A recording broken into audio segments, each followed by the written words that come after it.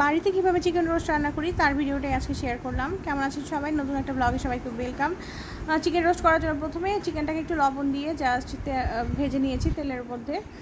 আর আমি আসলে ওইভাবে কোনো রেসিপি শেয়ার করছি না, আমি বাসায় ঠিক যেভাবে করি সেই প্রসেসটাই শেয়ার করলাম।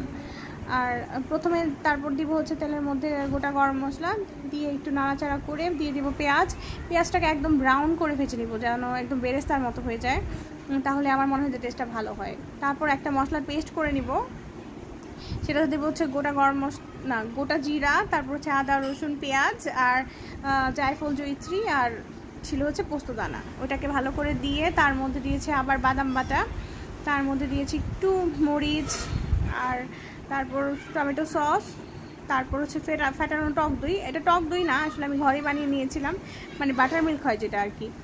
আর হচ্ছে একটু লেবুর রস দিয়েছি, দিয়ে এটাকে অনেকটা সময় ধরে আস্তে আস্তে করে রান্না করে নিব।